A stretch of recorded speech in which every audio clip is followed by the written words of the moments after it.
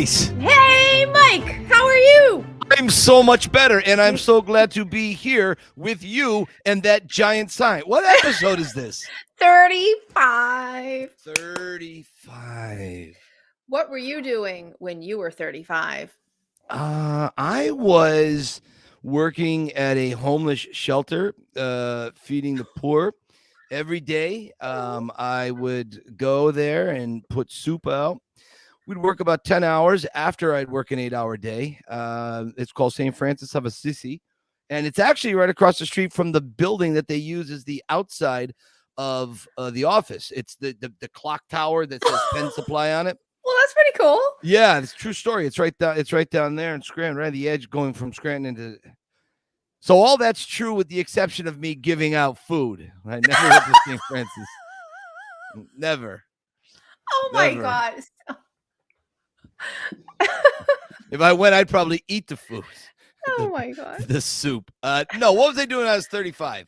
I was working at Lens Crafters as a general manager and an optician trying to not murder people.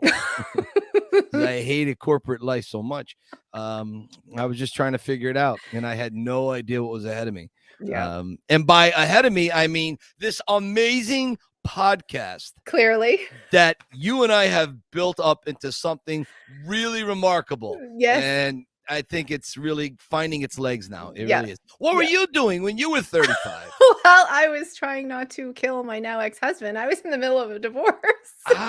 So we both were avoiding murder penalties at that time. Yes. See?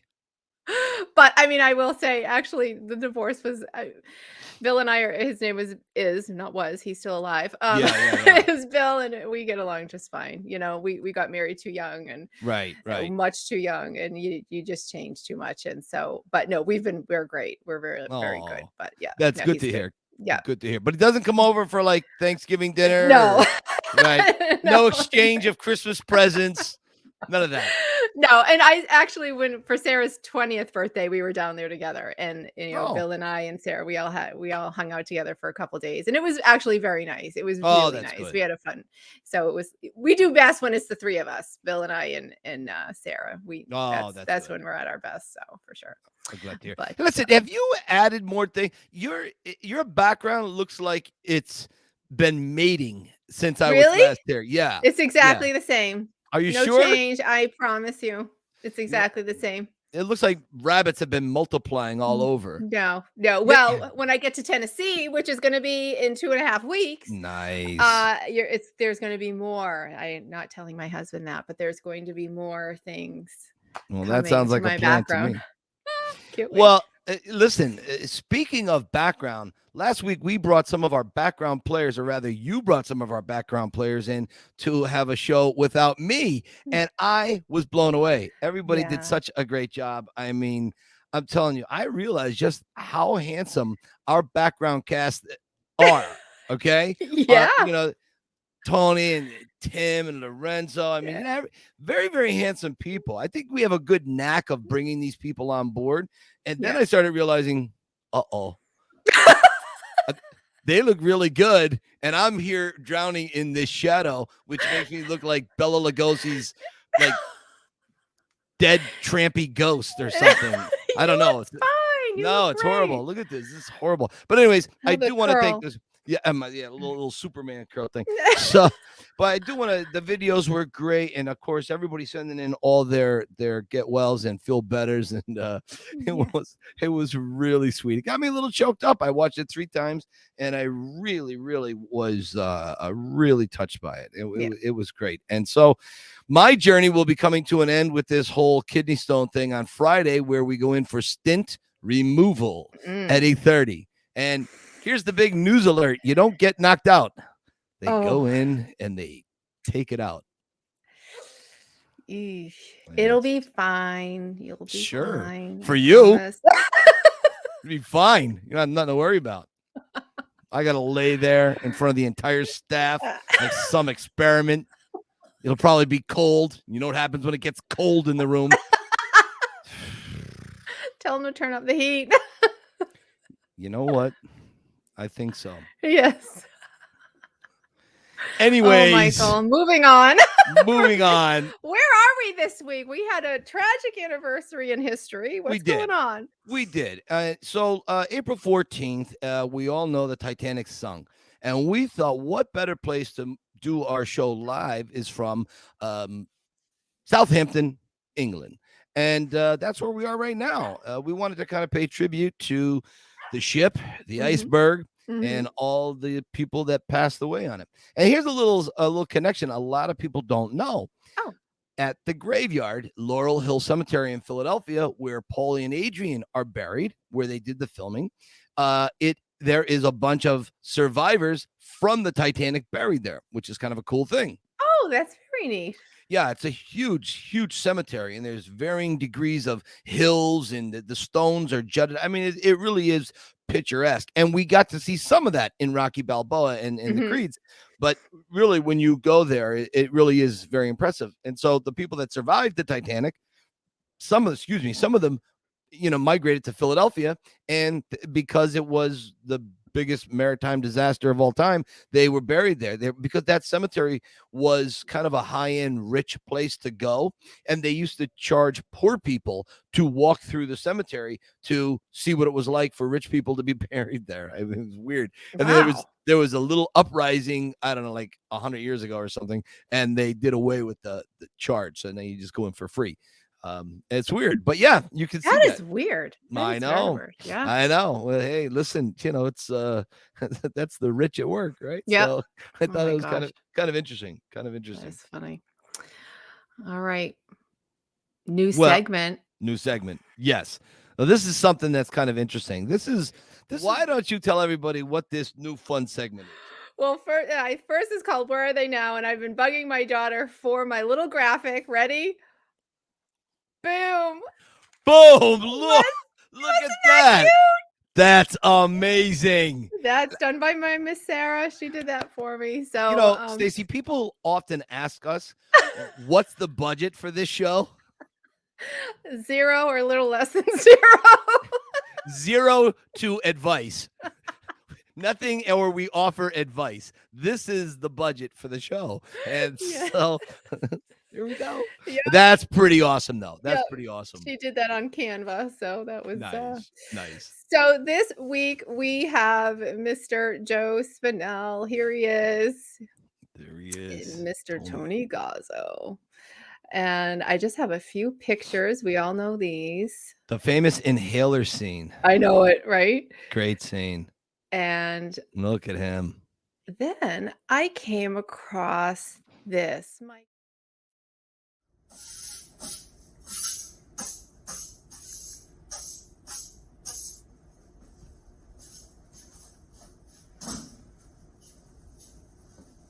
Rock. Yo, Tony. How you doing? How am I doing? No, how are you doing? I heard you're working in this dump. What are you doing? Give it to me straight, Rock. I'm sweeping up, making a few bucks here and there, You ain't no janitor, Rock. You don't need a job like this. Besides, you're Italian. Now you come back and work for me. Well, what have you doing, like collecting or something? What else? Look, you come back, you work on the docks, get some fresh air. It stinks in here. Yo, Tony, I appreciate the offer, but I can't do that stuff no more. It's out there. Look, I gotta go. Take it easy, champ. Yeah, see you around. Remember that guy, Rock? So Tim Wizard, our video wizard, came across that and made that up for me. We wanted to surprise you with that. I was like, you can just do more than Rocky impressions. I was like, that was really good. That was my really Gazzo. good. Some say my Gazzo is better than my Rocky. You'll notice my Rocky impression. I was doing an impression of Rocky right after he had Thanksgiving dinner, where he was bloated and somewhat. that was right in the middle of COVID, actually, when I did that. Yeah. Neat, So neat. yeah. Yeah. So, I hope that was okay that we showed that. I thought it was quite good. Yeah. No, I love that. Sly saw that and he liked it too. He commented Oh. on it, and so that's always the best thing when you could get a little tickle out of him, to say, "Oh, okay," and he laughs a little bit because that's why you do it. You poke fun at yourself, but Right. in the a little homage to all of that stuff. And I love doing the Gazzo character. I've done it a few times, and I don't know, it comes very, very natural to me. Yeah. I tell you. I'm so glad you started doing this segment because I really, really, Gazzo is one of my favorite characters. Just you can imagine if you ever sat down with Gazzo, the stories he would have. Oh, yes. No doubt. Yeah. Endless stories. Where is he now? This is the name of the segment. Where is he? What's he doing? I haven't seen him in movies in 30 years. Yeah, he is with the Angels. Yes, he did pass in 1989. And I just went on. I'm going to just read a few things. Let me bring up this picture here while I read.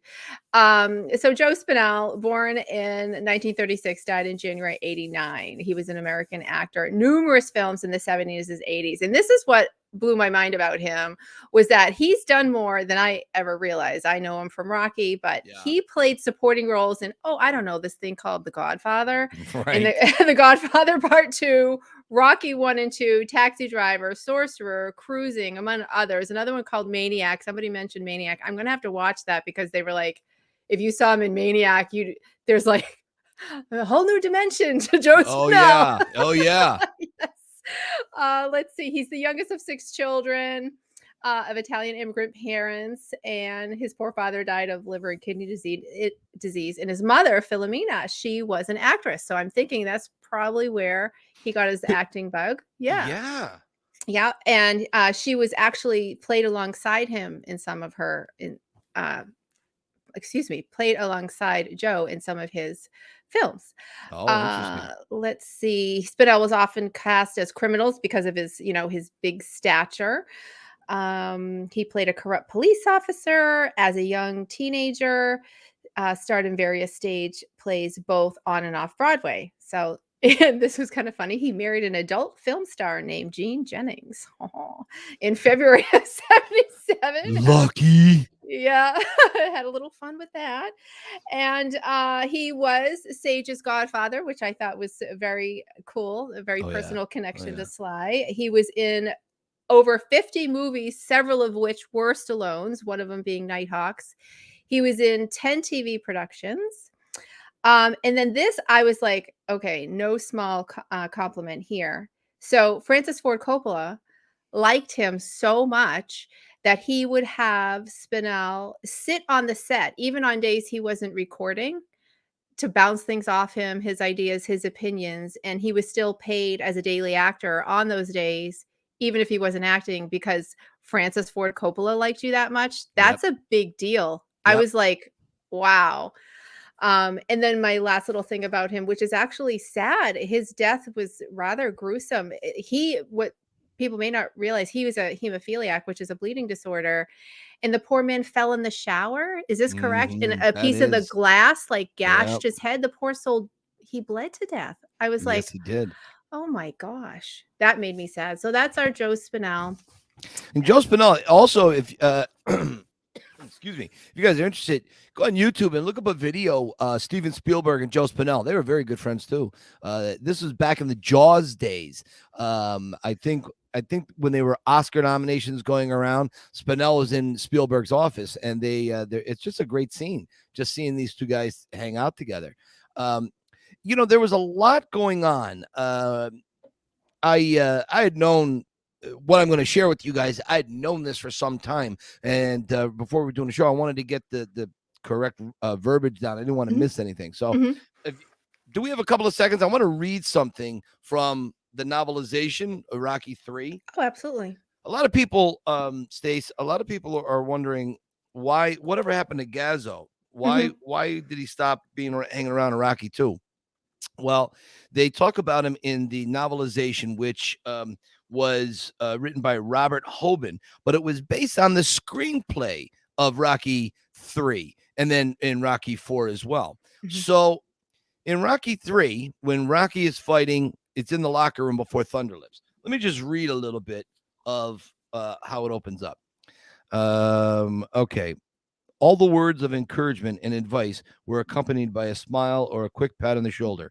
Rocky was gratified by their presence and returned their greetings warmly.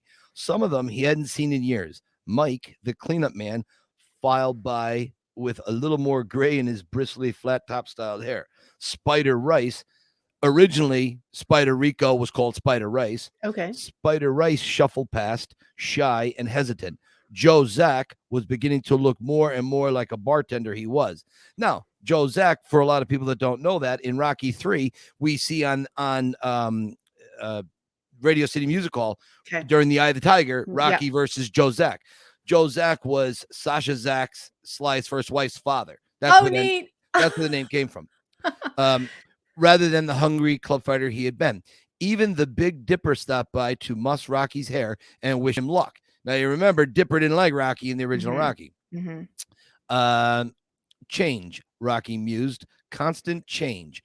When Rocky was getting his first shot at Apollo Creed, the Big Dipper had hated his guts. He had tried to sabotage one of Rocky's press conferences.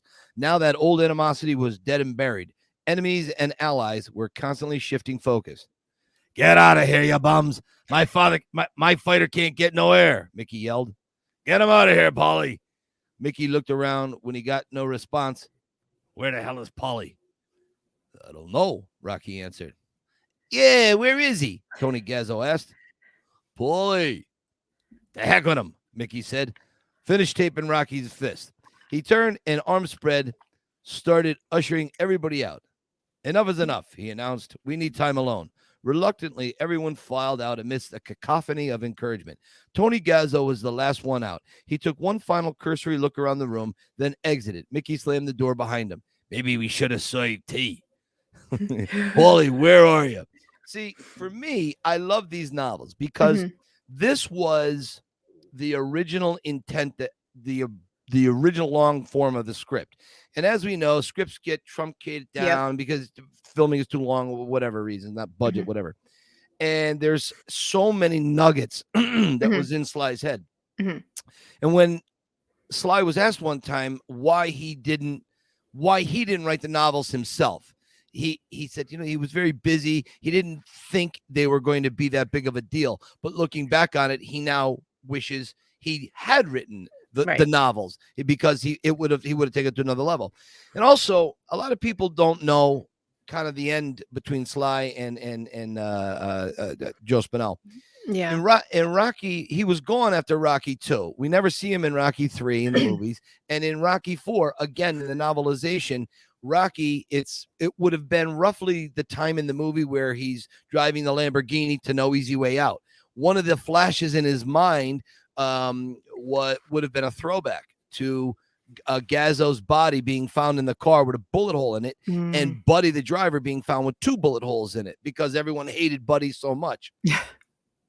Anyways, Sly had said this fairly recently about Joe Spinell. I love Joe Spinell and considered him a dear friend and would do anything for him. We had met when I had 1 or 2 lines in Farewell, My Lovely. He was truly one of a kind, but he had some very deep personal problems on the set of Nighthawks. You guys will remember Nighthawks. He played the lieutenant and became distant. It was around that time his mother also passed away, who he lived for, and Joe was never the same. So there was just a moving on. I don't even want to use the phrase falling apart, but there was a moving on of sorts. And drifting, maybe. Drifting, maybe. Yeah, which anyone who's ever had a job, you know people who were once you were close to, you just drift away, not necessarily out of bad vibes, just life happens. Yeah. So that's kind of a little backstory. Oh, one more thing. Joe Spinell was not the original Gazzo. There was another actor chosen. And this is one of the questions I'd like to ask Sly about, because I don't know who the actor was. But the actor walked off the set. He quit. He goes, this is going to be the worst movie ever.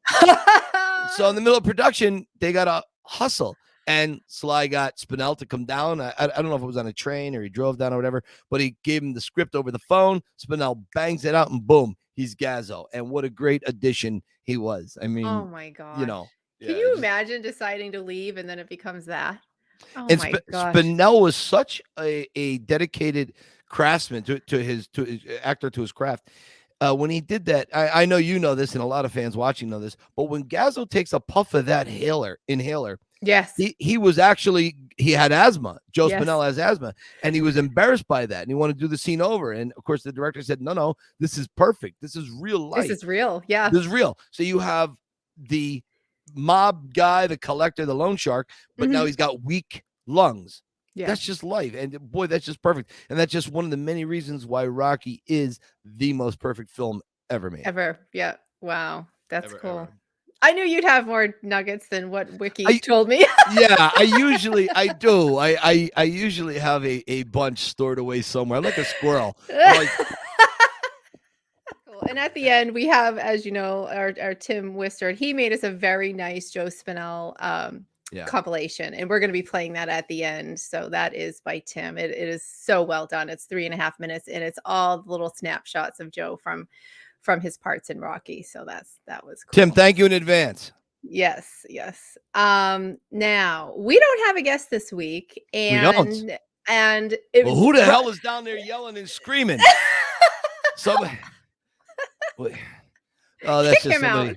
That's just somebody trying to get back in. I forget about it. Don't worry about it. Rob Kerr had this great idea, and he said, "Hey, why don't you guys do a Q&A?"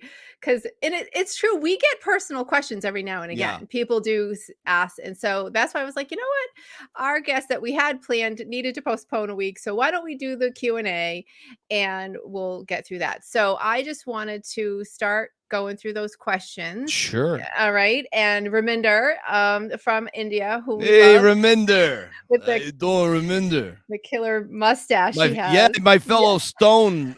He had the Stones too, man. Stone brother, yes. Oh. That was awesome. That was great. And the question is, what other cast members to the show from the Rocky universe? I'm sorry, I'm not reading this right. His question is, what new addition or change do you want to bring to the future? Other cast members to the show from Rocky universe? I guess I don't quite understand his question.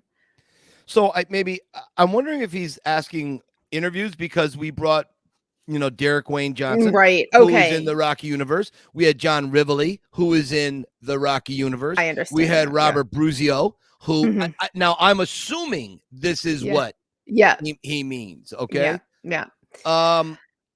So we do have a list. We mentioned Al Benza, and we mentioned Geraldine Hughes, right?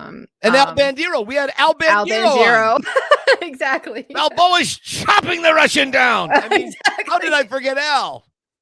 Jeez. Yeah, we have a list, but reaching out, I have to figure out how to reach out to some of these folks, because they don't respond on Instagram. So yeah, they don't. And I'm doing my own end of things, trying to get them in here. Actually, Stacy and I have been working. This is something interesting. We the Rocky Files has just purchased one of our biggest tax write-off, thank God, a Ouija board. We're gonna actually try to contact Burgess Meredith. Yeah, we're gonna summon Burgess Meredith here, and the more I think about that, I think we're gonna have something really good planned for that. Stacy, remind me. I'm not teasing. This is something serious. I have a great idea for a skit that's gonna work well for that. So remind me of the Mickey. Okay. Skit. Oh my gosh. It's the Mickey skit and my friend from Kentucky. Just remind me of that. Mickey skit and the thing from Kentucky. Yeah, okay. Yeah. All right. I'll write it down. So that's a little teaser. But I mean, as you can see in the background, we have Clubber Lang, we have Apollo Creed right back there. You see, there's Clubber. So they're always with us. They're a little flat when it comes to conversation. They're not into talking. Rocky beat it out of them. It's just Carol, our Carol from Mississippi. Hello. Hey, Carol. Did Sarah get her great singing voice and talent? Oh, from her mom, Stacy. Carol, you're so sweet. I will be honest, my first endeavors were music school. And I love singing, and I played piano briefly, and I had a very bad failed attempt at guitar. And she took all that and did it 100 times better than I ever did. But yes, my first aspiration was singing. But she is far more talented than I am. So I know that's I believe that's where it started. Yeah. But and now she's in a music school in Nashville, and that is becoming her life now. So I'm super proud of her. She's doing a great job down there. Which is where I'm going in 2.5 weeks. Oh, I can't Phenomenal. wait. Finally. Finally. Oh my God. Finally. Selling the house is finally paid off. Mike, would you consider doing a video of your tour and selling it? That is a Carol question. That's a really good question. And somebody else that I worked with on another podcast tried to get me to do that. And I did give it serious thought because I thought it was a valid question. I really did. It didn't go the way I had hoped. So I had to immediately say no to it. But I said no then to it for other reasons. Why I would not do it now is because I would be afraid that less people would take the tour. Right. And I agree. so my tours are $350. So I can't charge $350 for a video. Right. So that I will do little bits and pieces here and there. But I think I would be hurting myself if I did that. But that is a very valid question. And I think the whole point is seeing it in person. Yeah. You know what I'm saying? And seeing the steps and the statue and all the sites. And I just, we've seen all those places in video. I don't know. I understand completely why you would just, put out the teasers to get people to come. Of course. Right. But if she wanted one, I will send her a video. You can't sell it, Carol, but I'll send you a 3-hour video if you want to sit there and watch it. Got some popcorn and coffee. I'll happily do that for you.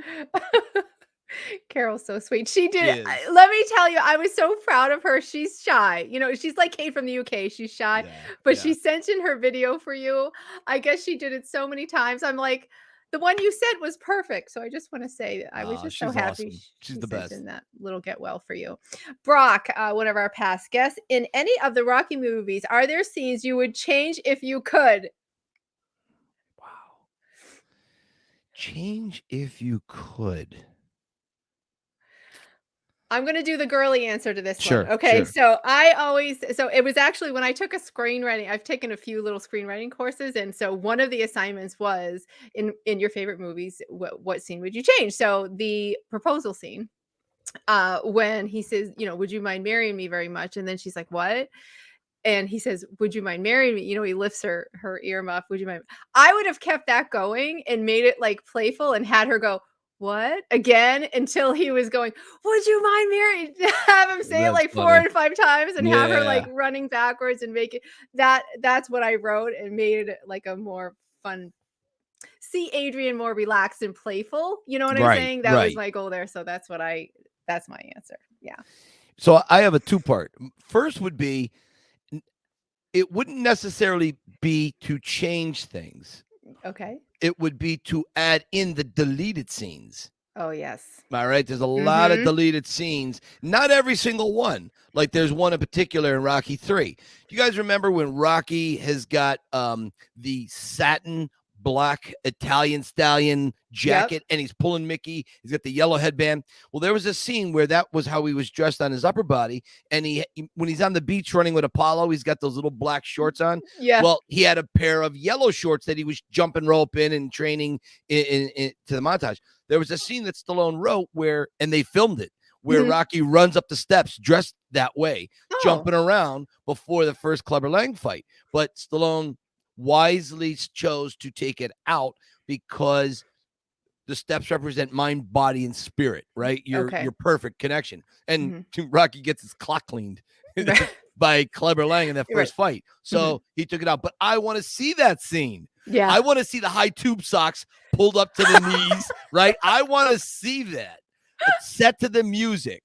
I have set pictures of Sly dressed that way at the top of the steps, but I don't have the video. Right. That is something I would like to see. The other thing I always wanted to see how Rocky acquired Adrian's, where it came from, the restaurant. And I won't go any further than that, but there is a concept that has been written by someone I care about greatly that is phenomenal, and it has made me very emotional. And it's beautifully. Thank you. No, this is Bob Smith. This guy lives down the road. Did you think I was talking about you? No, not at all. Not at all. So Stacy has this amazing script. And it about Adrian in the restaurant, how it all kind of came together. And I just think that idea, it could have been a flashback in Rocky Balboa. That's how he could have filmed maybe new scenes with Talia Shire to some degree. You know, if they had done a set with the restaurant dusty and beat up, and and then how they work at it to put it together and all that. And I really think fans would love something like that. And at least if there's the only place I can read it is in the script that's over here on the shelf, but at least I have that. So there you go. Thank you. That was very nice. You're going to make me cry. That was so nice. I love that script. Thank you. Well, and that was actually one of Brian's, so I will mention it. Brian said, Stacy, Adrian's script, are we getting a book or a fan fiction? I don't know what I'm doing with it right now, but I will say this, that because of this podcast, I've been able to do some more networking, and I do have people out there willing to read it, providing me feedback. And I just, if it allows me to make a connection in some way that I could make at least a fan film out of it, that would be epic. But it is the script is about her diagnosis and how she dies, and how Rocky and Robert and Polly move on, and how the Adrian restaurant came to be, and how they came together for that. So that's my concept, and just doing a lot of praying and visualizing, and law of action and all that stuff. So see. And let's see, Karina, we already know the answer to this. Do you think Sly is doing a Rocky prequel? He is. He's working on that, writing that, and working on trying to get that in production to stream somewhere, I think, in several episodes. He'd really like to have that happen. He really would. Rocco, Mike, what made you decide to write your book? Desperate, a little bit of desperation, a little bit of I was unemployed for 2 years. It was in 2008 when the economy crashed. And I wasn't as close to Sly as I am now back then, but I had several meetings with him, and I had been on the set of Balboa. And the problem was, I desperately wanted Sly to know a portion of my story. I didn't expect him to know everything. That would be an impossible thing to ask, but I wanted him to know something, how deeply he influenced me. And I know he knows how he's influenced a lot of people with his career in Rocky. So long story short, that's why I wrote the book, got it to him. And he's well aware of way more than I ever thought he would know about my life, way more than ever. So that was really, I never cared if it was on the bestsellers list. I never cared if I sold one copy. I just had to get one copy printed so I could get it to him. And I was able to do that. And you know what? I'm going to cut in a picture right here. Because there is a picture. Oh, look at that. There he is. He's holding the book with that big smile. Look at those sunglasses and that black and white check shirt. Look at that. Boy, that's a great picture. Thanks, Stace. No problem. Anyway, I'll cut that in, because whenever I saw that, I was like, what a moment that is for you. That's a big deal. That is so cool. Oh, I cried. I bet. I'll bet. I cried. Yep. I absolutely cried. It was big. Brian asks you, Mike, when is the best time of year to take your Philly tour? November, December. Okay. Yep. Try to pick it on a cloudy day when it's in the 40s. Best time of the year to take it. Too hot. Don't stay away in July and August. Oh, you blow your brains out. Too hot. Too hot. Yes. Plus, I don't want to do them in July and August. I do tours year round, but you're sweating bullets, I'm sure. Joe Oropeza, one of our past guests. Do you think Sly is going to recut Rocky 5? I know a lot of people want that. Have you heard him actually say that? I have. Okay. All right. I have. Yeah. All right. He actually said he would like to recut Rocky 5. That was something he told me on an Instagram post. He specifically wrote, I posted something and he wrote underneath it, he'd like to, depending on how Rocky 4 director's cut was, received by fans. And it was received pretty well, surprisingly well, because, we hold on to that. Like, it's a big deal. You grow up with Rocky since 1985, Rocky 4, and all of a sudden there's a different spin to it. That's a lot for Rocky 4 fans to swallow. And I understand the nervousness about that, but he would definitely like to recut Rocky 5, no doubt about it. Yeah. Because other than that, you can't recut Rocky 1. There's no film left to it. There's nothing to add, right? And plus, it's perfect. It's perfect, right? Rocky 2, there is film left over to it, but Rocky 2 is pretty damn good. Rocky 3, and this is for Danny Watley, I don't think Rocky 3 needs to be recut. I just don't think it does. I think it's really great as it is. Yeah. However, my only caveat to that is I would like to see added scenes that were deleted just because I want to see them. Doesn't necessarily have to be in it. He already did Rocky 4. That leaves Rocky 5. And he just did Rocky Balboa the way he wanted to do Rocky Balboa. Now, if he had more money, he probably would like to do it a little more to it. But I'm quite happy with Rocky Balboa. Right. Yeah, I would love to see that. I would like to see some of the deleted scenes or outtakes with Sage. It'd be fun to see him at that age. You know what I'm saying? To see more of him. I would love that. God, yeah. He did so good. I remember going into Rocky 5, like crossing my fingers for him because of all that pressure. And he did really good. I was like, good for you. He knocked those scenes out of the park. He was a good little actor. I've always you're totally right. I've always believed this. Sage Stallone was not the reason Rocky 5 did poorly amongst some fans. He was not the reason. He was my favorite part. Those was great. Scenes were my favorite part of the whole movie. Right. He was great. He was great. What about Tommy? You tight with him too, huh? I love that scene. He's on the corner. I love that scene. I love that. Anyway. No, definitely natural and in the genes there. Brian Safard, a past guest who we love. Yo, Mike, other than Rocky, do you have another character that really speaks to you? So, the obvious is to always go with Adrian because, we talk about it a lot. We talk about it on the podcast. Sly has always talked about it. The Adrian factor, I'm going to go a little broader than just, I'm going to remove the female aspect for it. The Adrian factor is that other partner in your life, that other partner that lifts you up when you are down, that person that is there, that loyalty, that all-consuming loyalty to you and what you're about. That is the Adrian factor to push you past your own fears. When I'll get choked up now just talking about it because I know. Jeez, look, there they go. Look, they're tearing up. Look at that. That is something you have to consider in your life. So that Adrian factor. Obviously, I like to talk with Talia Shire, but it's the Adrian factor. But then you gotta branch out and you say, what would Gazzo would have? Imagine Gazzo as a dinner guest. Oh, so epic. Gazzo and Paulie on other sides of the table. I mean, talk about a great night. All right. Yes, so fun. There you go. Yeah, that's true. Wow. Yeah. Let's see. Stacy. This is from Brian too. Stacy, what is your Rocky moment in life and where you had to dig deep? So Brian, this is funny. I actually had a concept for a series. I have 10 very specific Rocky, what would Rocky do moments, but I have one serious one and one funny one. So this will take me several minutes, but the serious one comes from nursing. When you have somebody with disabilities, they tend to fall through the cracks. And a lot of times as that person with disabilities becomes older, the family sort of falls away. And and I have to remain vague here, but there was a woman with disabilities who was nonverbal, essentially bedridden. And I came in on a case after she had lost like 30, 40 pounds. And we were now having an end of life discussion.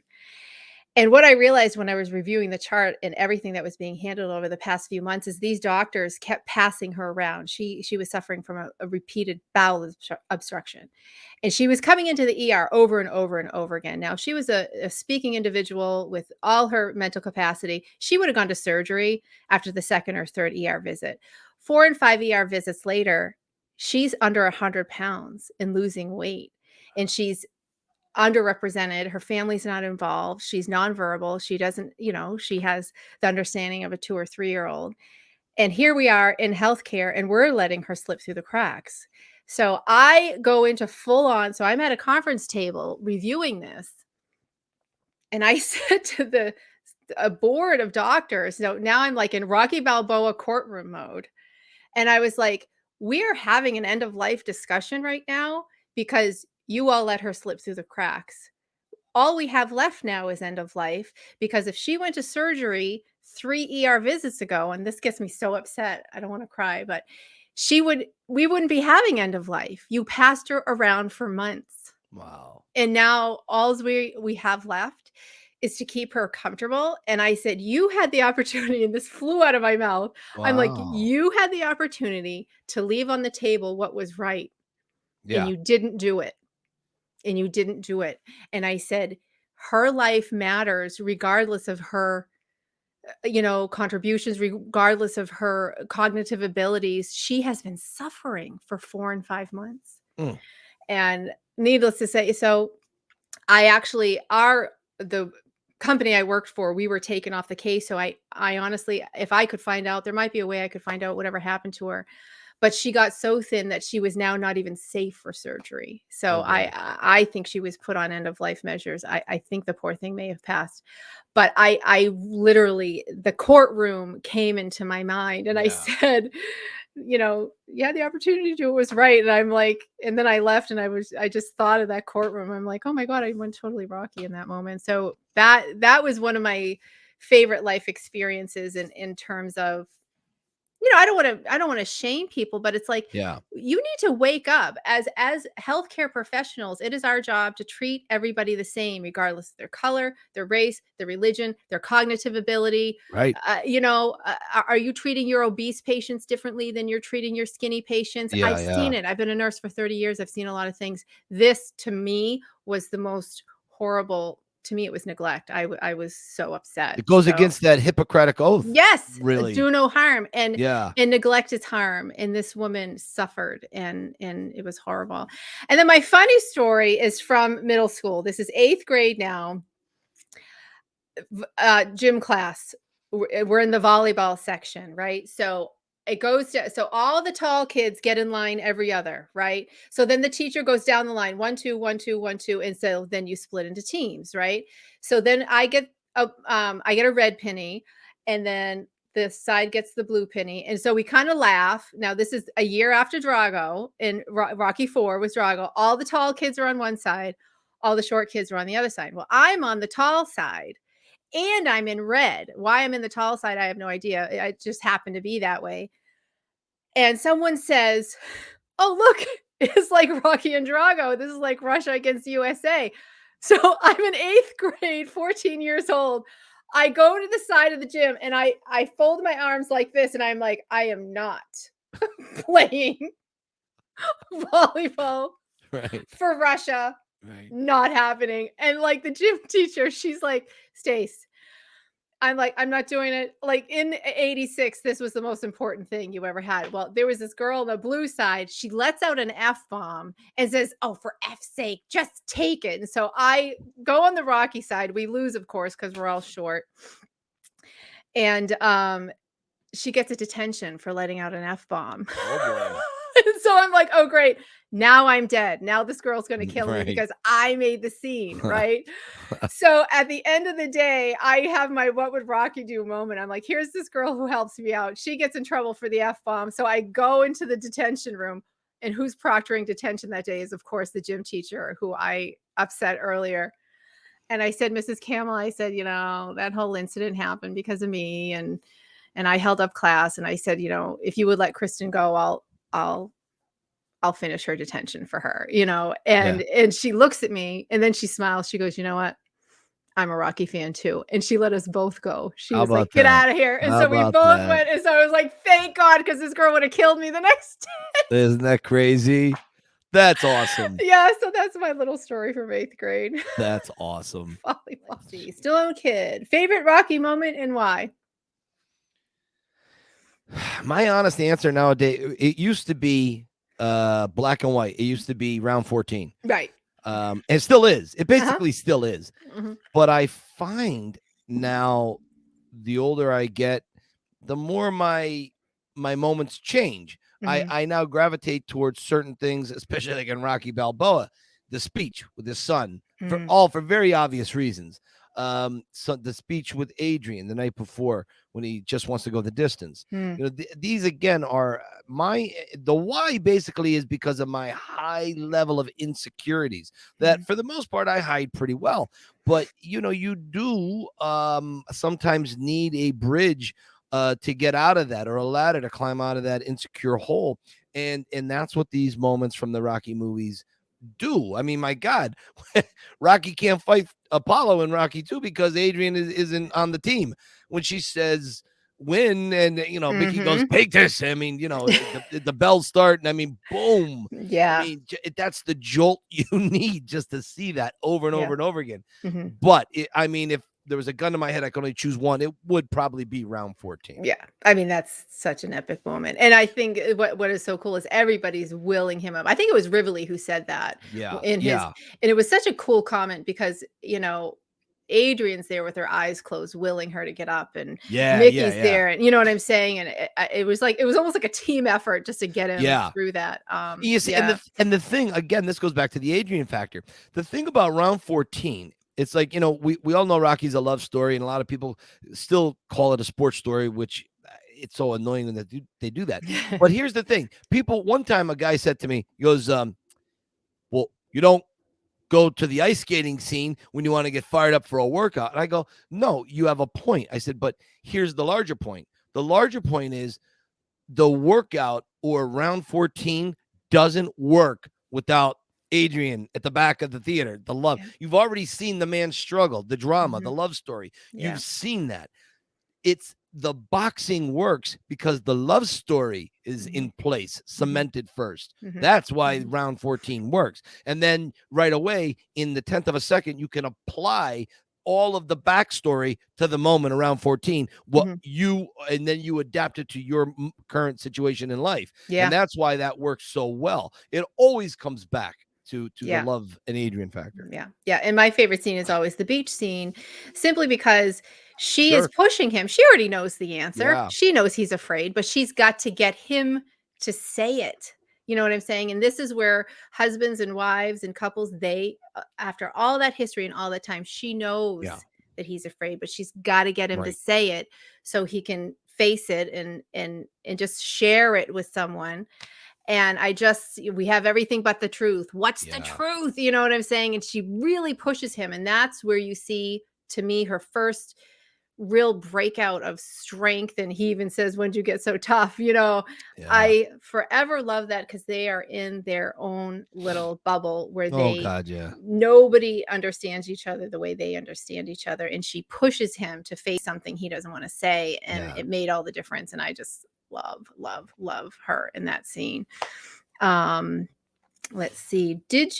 How did you feel about cemetery scenes? This is from Glenn. How did you feel about cemetery scenes? I felt it was getting depressing. Well, that's true. To my mind, yes, it is depressing, but I think, not having Adrian is like a car with no gas. And I think they were just in those scenes.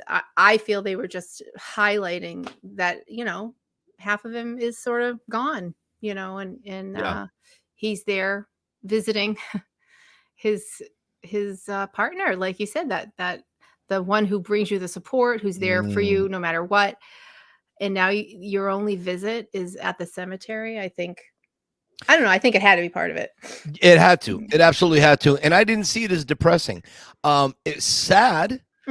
But I definitely never took it as depressing. As a matter of fact, that's Sue's favorite parts of Balboa is when he's in that chair at the headstone, because that's probably what she would do if I were to go, or if she were to kill me. Sorry, but you really drove me nuts. You just put the toilet seat up.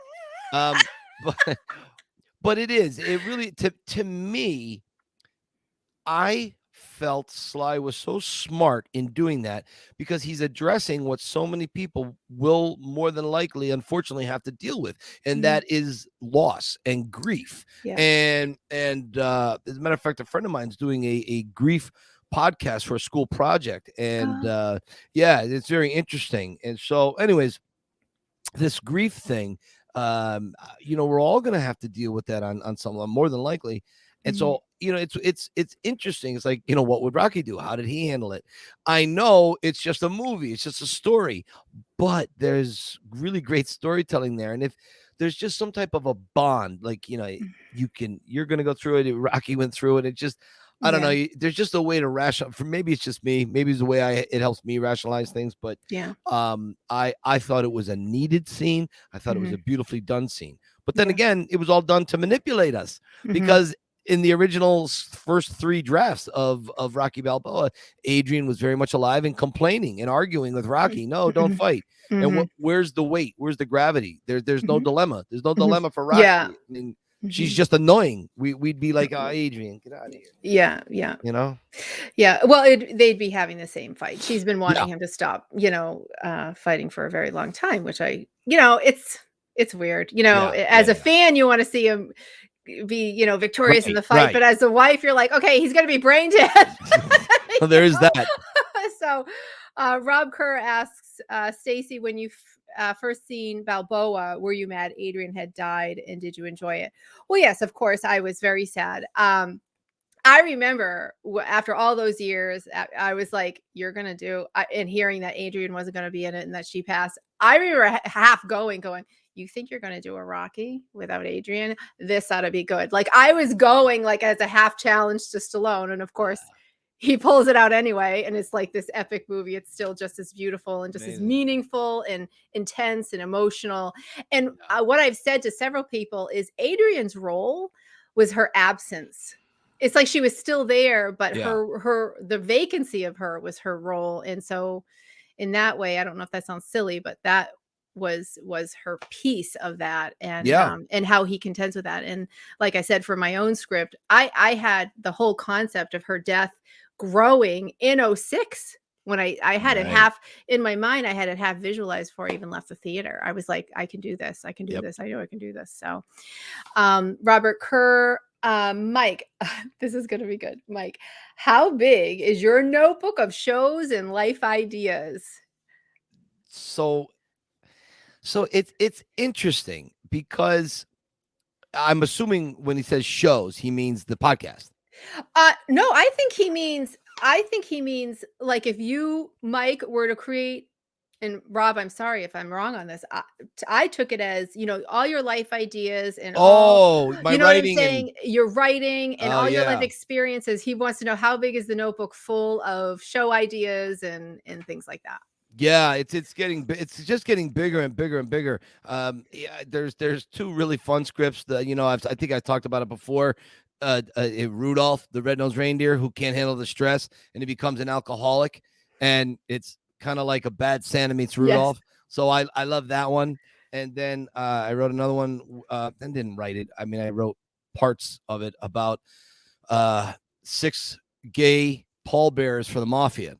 And I thought that would be an interesting point of view. Yes. Yeah, I know. You haven't told me about that one. I know, because I'm trying to figure it out. So there's that, and there's a couple of small ones. I took real life family things and then tweaked it a little bit. I thought there were just some great, I think, germs of an idea that I could just expand on and go into fiction. So there's a lot of little things that I'd like to do, but the problem is it's the motivation. It's to sit and to write it, because I put so much creativity into my tours. So like I used to paint a lot. I'm nowhere near the Rivoli level, but I used to paint a lot.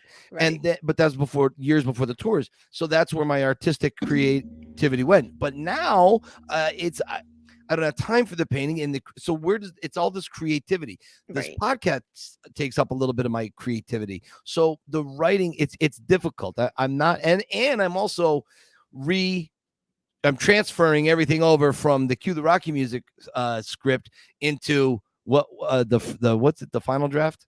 Final final so draft I'm rewriting everything. So it's a lot, and there's some fun ideas. And I just during this podcast, I just got hit with this psychic Mickey Ouija board thing that is going to be awesome. Okay, I'm going to be bugging you about those details. That's going to be fun. Sure. You and I are going to write this. You're going to love it. Yeah, be quick, short little things, and it might even be a returning gag every other week. Oh my gosh, I'm so excited! All right, this is going to be interesting. So we're winding down. We have about 3 more questions left. Okay. One for me. What is the background for launching Rocky Files off the ground? And so just quickly. Mike was on a prior podcast to this one, and they had an agreement, and they had creative differences. So Mike decided to, after I realized that, they were not working, I'm like stumbling over this, but I, called Mike and said, hey, why don't we stick with your original idea? And he really wanted to stick with a Rocky faithful podcast. And sometimes, and we hear it, oh, do you guys ever talk about anything other than Rocky? Sometimes we talk Rambo, but it's a Rocky podcast. It's in our title. So and so I approached Mike and said, hey, why don't we just continue with your original plan, and we'll keep it to Rocky. And so that's how that came about. That's it. Mike, do you have any suggestions for me to get a picture of him signed? Oh yeah. So Rick says he tried to get an authentic signature from Stallone, and he sent the picture in, and then it came back not signed. So he was curious, how in the world can he get something signed by Sly? Here's my best advice on that. I would go on Instagram. If you don't follow him already, I would follow him. His name for you, I would follow him. His name is Agent Nicky, Nicky Cordero, I think he is. I'm not quite sure of his last name, but he helps Sly run the Sly Stallone shop, and Nicky also has his own authentic signings. Authentic signings or authentic signatures. I apologize. I can never keep the name straight in my mind, but if you look Agent Nicky up, he'll have a link on his Instagram. You can send him, you got to, correspond with him, but you can send him. I don't know what the pricing is. You pay whatever he's asking, and he'll get it to Sly. He'll get it signed. Absolutely. He will. That's part of what Nick does. And that would be the guaranteed way you'd get it done. So hope that helps, buddy. Yeah. And I can send you his Instagram address. I have that. There you go. So speaking of off topic, so EMK asks, what's your favorite Arnold Schwarzenegger movie? If we were to mix up the topic. So I like Kindergarten Cop, and I know everybody's going to laugh at me because everybody thinks of, all of his action films. Well, I loved him with Danny DeVito in Kindergarten Cop. I thought that was a riot, and that's my answer to the Schwarzenegger question. So this is a very, very difficult question. I'm a big Arnold fan, Predator, Terminator. Those are always going to, jump out to the front. So of course I love those movies, but I'm going to move away from all of the stereotypical ones. I have 2. I have one, and that's my number 1, and then number 1.5. Okay. My number 1 is Jingle All the Way. Oh. I don't know if you remember that, but Arnold has to buy Turbo Man for his son. It's a doll, and it's based off the Cabbage Patch craze. Oh, back in the 80s. Okay. Okay. So I don't know if I saw it. It's Christmas Eve. He hasn't gotten the doll. It's sold out. And him and Sinbad. Remember Sinbad, the actor? Comedian? Yes, I do. Yes. They go through Minneapolis, and they try to go to all the stores. And it's a buddy. It's an anti-buddy film. They're trying to outdo each other. And Phil Hartman plays the neighbor hitting on Arnold's wife, who is Tom Hanks' wife. Rita Wilson, is it her? Yes, yes. Yeah, I know who you mean. Mm-hmm. And the son is played by Jake Lloyd, who we all know is Anakin Skywalker in the very first Star Wars movie. Star Wars, yeah. So, yeah. So anyways, that's my favorite one, Jingle All the Way. And my second favorite one is Commando. Mm-hmm. Because Commando is so atrociously horrible based in reality. Arnold is great in it. Yeah. Of course he's great. It's just so irresponsibly bad. And I love it. I love Commando. Love Commando. So that's my answers. Oh gosh, that's funny. Okay, let's see.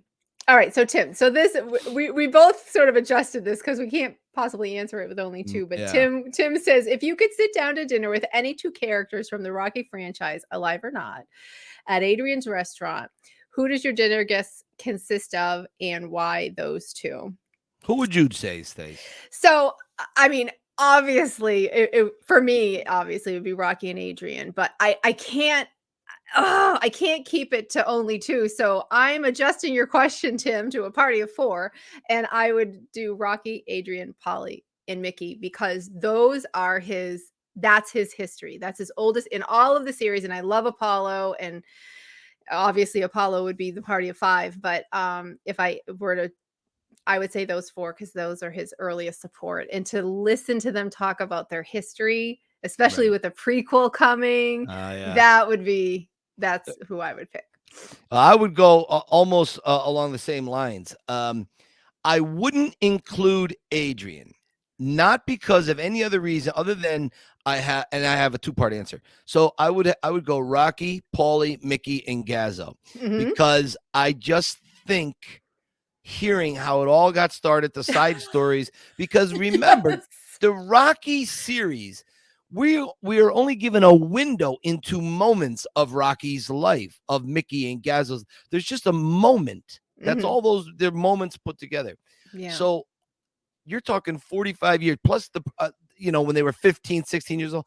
I would love to hear what those stories could possibly be. Oh my God. That would be my thing. Now, the reason I don't include Adrian is because I don't have any guy friends, not really, that I go and hang out with. And it's been decades since I've had a guy's night where you could be blue with your humor, dark and whatever. You could be sophomoric. Right. With a woman around, you'd have to be a little more pulled back. So at least Adrian's not exactly an arm wrestling tattoo boozer. Okay. Right. She's not. My other, if I could go someone connected to the Rocky universe, the one person I really want to sit down with, the two people I would want to sit down with would be Talia Shire and Sasha Stallone, Sly's first wife. This is not a salacious thing. I don't want any negativity. My questions for Sasha would be, what was it like in that apartment as the wife supporting Sly and pushing him and all that?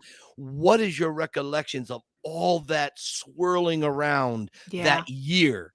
Swirling around the writing, the filming, and then the release of Rocky.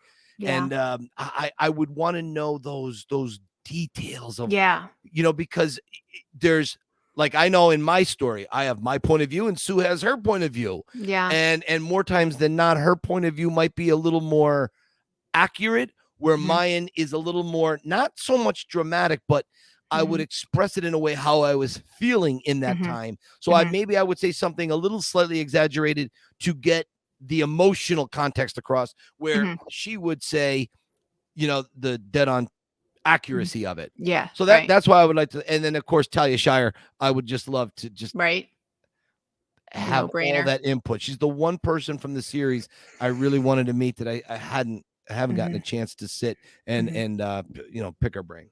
Right. My understanding is she's pretty shy. She's shy in real life, I guess. I don't. That's what I've heard. So I guess she just keeps to herself. And Sasha, I mean, I believe, and correct me if I'm wrong, I believe that isn't she the one? I mean, Sly came this close to just selling it, and then she was like, "Don't you dare! You don't sell it till they allow you to play Rocky." Is that true? There's a lot of versions that I've heard around it. Mostly, I've mostly heard Sly say that he just would never sell it, but he had always been on that. But I think he was always on that path because Sasha was behind him on that. Yeah.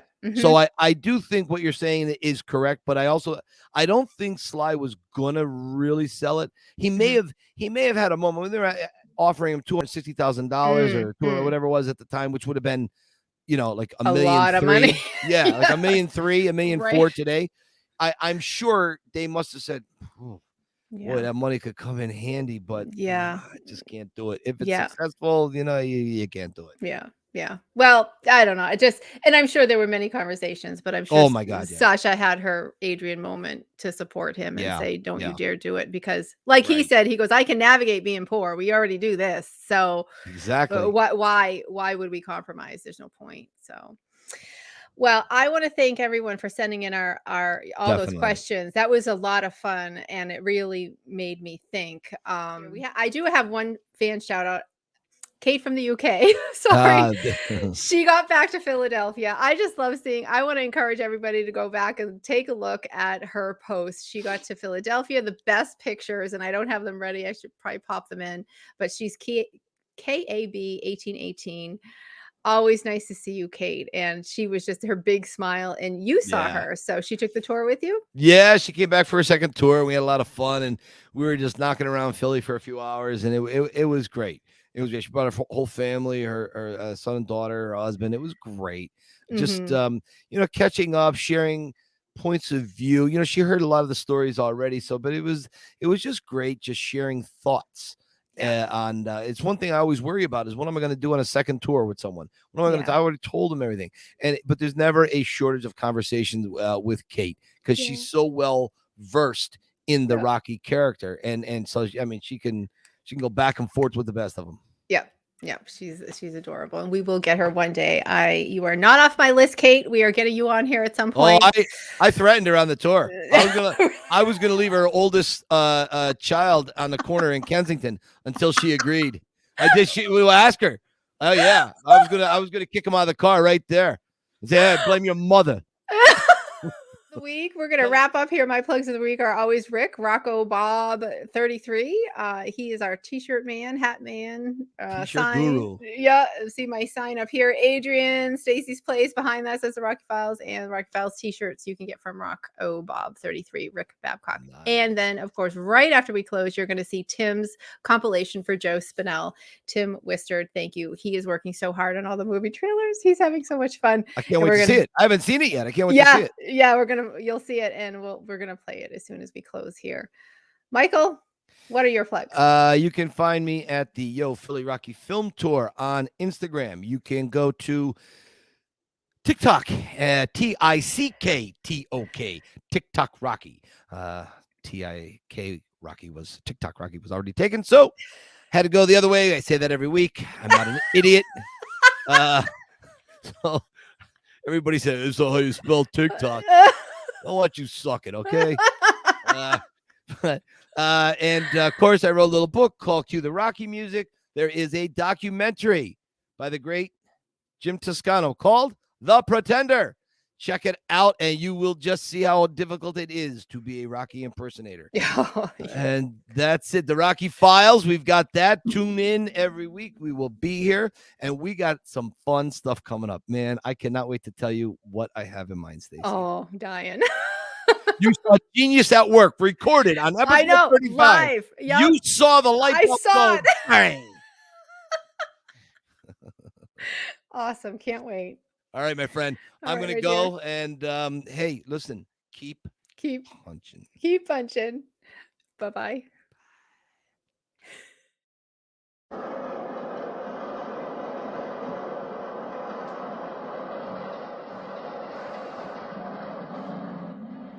You only had 130, but I think he's good for the rest next week, Mr. Gazzo.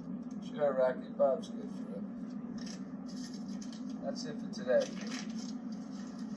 Tomorrow, collect from Del Rio. He's late 3 weeks, and I don't like it. Tomorrow, 3 weeks. Del Rio? All right, I got it. Del Rio. How do you spell Del Rio? How'd you do last night? How did you? How come you didn't break this guy's thumb like I told you? How do you know I didn't break it? You don't think I hear things? Did I give you a job this morning or did? Huh? So why did you think? Hey, how do you spell Del Rio? Look up in the dictionary, Rock. Come on. Hey, I won't let that happen no more about the thumb. Sure you're going out with tomorrow night. How'd you know? You know, don't you think I hear things? A lot of canaries flying around the docks. I'm calling you a buck. Relax. Buddy's in a bad mood. It's his process. Oh, he's always in a bed, but you know you ought to count your blessings, buddy. You're still a healthy person, you know that? I don't like a thing. I don't like disease. Kiss my head. I'm on your shoulders now. Come on, Relax. My ears. What are you driving me crazy? Both ears. But he doesn't like you. Yeah. Some guys, they just hate for no reason. Cabbage? Yeah. Come here. $50. You and your girl Adrian, you have a nice time, yeah? Thanks. Hey, how'd you know her name? You don't think I hear things? Yeah. Listen, the reason I brought you is because I want to know if you got any money for training expenses, huh? I got a few dollars. A few bucks? Well, here. Put this in your glove. What's this? $500. Don't worry about it. You know, you ain't never had any luck. But I think this time Lady Luck may be in your corner. What do you think? Maybe. Hey, thanks for the money, Tom, you know? It's okay, don't worry about it. Thanks a I'll lot. see you, all right? Hey, wait a minute. What? You're in training, huh? Come on. Hey, you're not pretty. Now listen, how much money you made from the last fight? I mean, how much money did you clear? About 37 grand. I know, taxes kill you. What do you want to do with your money now? You want to put them on the street? Hey, Tony, I just got married in here. I know, and I'm happy for you. How's about investing in condominiums? It's safe. Condominiums? Yeah, condominiums. I never use them. Yo, Tony. How you doing? How am I doing? No, how are you doing? I heard you was working on this stuff. What are you doing, huh? Give it to me straight, Rock. Oh, you know, I'm sweeping up, making a few bucks here and there. Ain't no janitor, Rock. You don't need a job like this. Besides, you're Italian. Now, you come back and work for me, Rock. Yeah, well, what would I be doing? You mean like,